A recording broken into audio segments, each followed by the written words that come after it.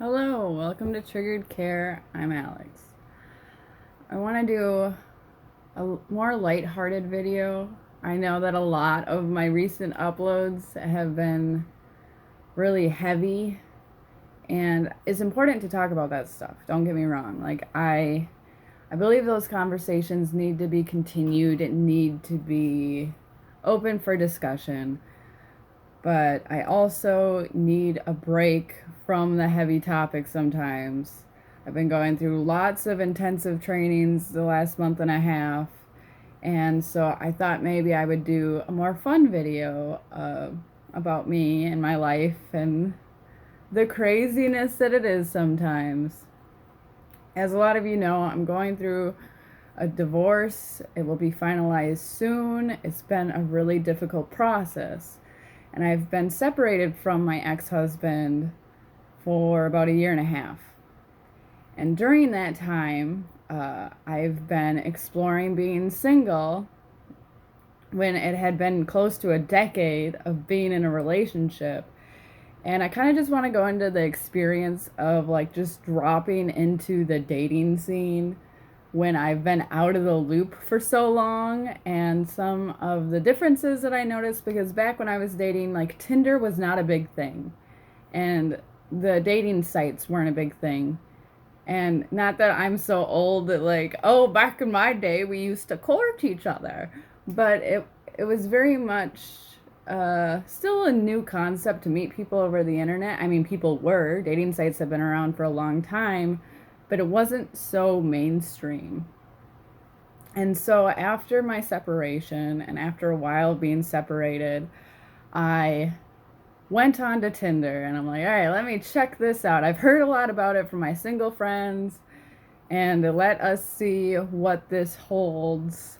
And oh my goodness, first of all, I feel like an old person on there.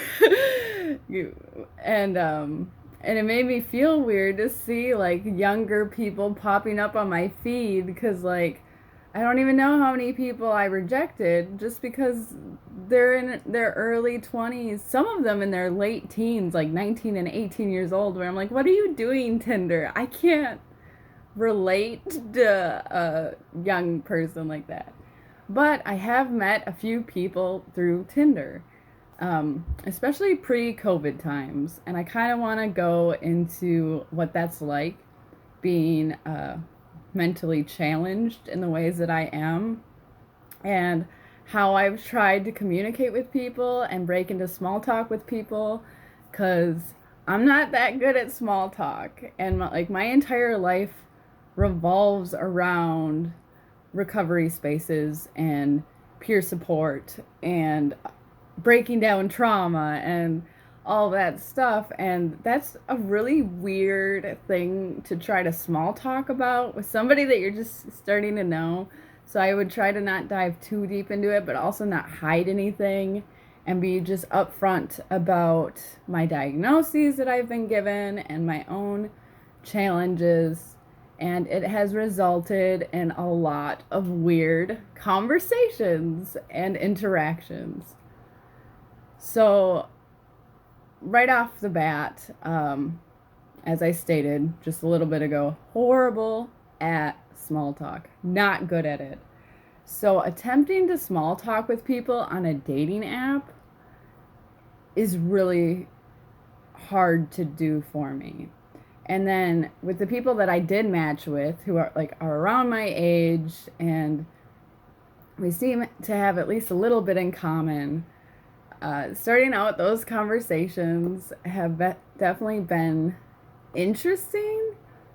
Because back in my day, when you met somebody, it was just an unwritten rule that you would hang out for a bit before asking for sex. That was just hey, some hangout sessions are needed beforehand. I have had one night stands, but all with people that I knew at least for a couple weeks before we delved into that. And so to have people just be like, hey, DTF, and then me being like, no, I'm not DTF. I'm down to talk. I don't know you, and then that kind of brings up the mental challenges that I have. Like, hey, I have a lot of trust issues. I have PTSD, and so in order for us to ever like really even meet up, I need to conversate with you and like get a feel for you. And I mean, some people are understanding of it, at least a little bit, where they're like, oh, yeah, that makes sense. And good for those people for being open minded and open to discussion. Even if it didn't pan out with them in the long run, I still appreciate their openness and their curiosity about my triggers and stuff. And then other people would just stop talking to me altogether, like, oh, you're mentally ill. I don't want to touch that because crazy lady stigma. And so through that process, actually meeting people, I didn't meet that many people. Now, the people that I did connect with, uh, it was very, it was a new experience. I felt sort of like a baby, but also old at the same time, where I'm like, oh my God, I'm meeting people and I'm trying to connect with them, but this is so weird because of all the trauma that I have gone through. And because of all the assaults that I've gone through, like I'm jumpy at anything. Like whenever I met somebody, I would tell one of my friends, like, oh, I'm gonna meet a new person. So just so you know about my whereabouts and what's going on. I remember one time I was talking to this person who was a very interesting person. They had a job in law enforcement, well, sort of like in the prison system. And so we had a bit to talk about because with me and peer support, we both had experience with dealing with intense emotions from people. And that was interesting.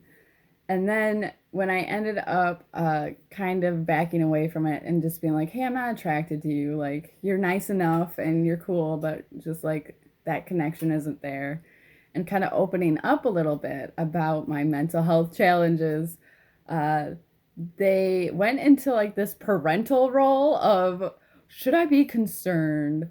Do I need to contact somebody? And it's like, excuse me, no.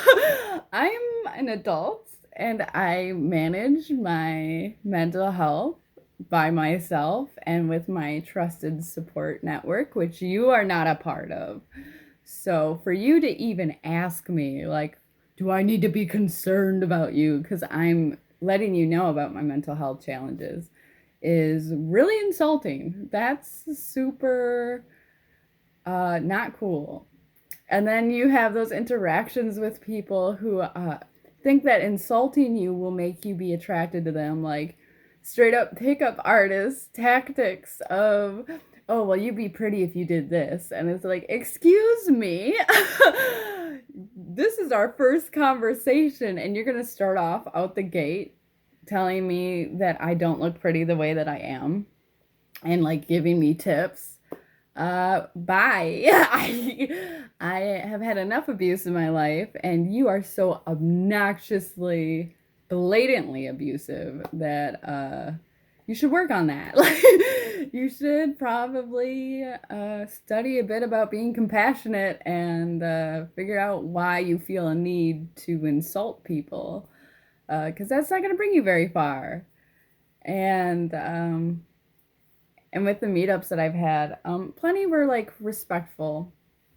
And if I was going to get physically intimate with anybody that I met, there was a sit down beforehand of like, all right, we have a good connection. Like, I'm willing to like explore more physical things with you, but we need to talk about my activations, about my triggers, of how to respond if you see me going into a mental episode.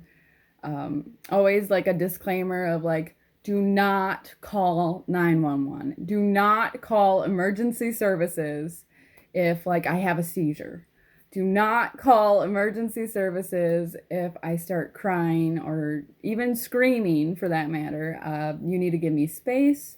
And when I'm able to talk and ground, I will let you know what's going on. But when I'm in those moments, don't touch me, don't restrain me. You have to let my body go through whatever, because I do have a lot of random triggers, and navigating that after numerous assaults is difficult, but I still want to have fun. So, yeah, that's just the way it is. And last spring into the summer a bit, I was exploring, meeting people. It was a lot harder after COVID, where I would almost vet people and like ask them questions about like, hey, I'm not really comfortable meeting people right now because of COVID, but like if you're social distancing, if you are not going out to the bars, it's a maybe. But even then, and I started getting really discouraged because a lot of people on Tinder were going to the bar, and I'm like, okay, well, this isn't even worth it. So I got off the site. And I'm like, you know what? I'm just gonna take a break. And so that's what I did. Is I took a break, and then I went back on the dating sites like last summer, a bit like later in the summer after the isolation and quarantine was really setting into my brain. Where I'm like, oh my God, I just need to meet somebody, and even if we're just messaging the entire time, I want that connection. I want a partnership, but also I don't feel capable of being in a partnership, and trying to navigate that has been super difficult. This is the first year that I've had my own place where I didn't live with any other adults. And being able to settle in to being single and having my own place and being alone half the time, since my kid isn't with me half the time, has been really challenging. I don't respond well to alone time when it's extended like that.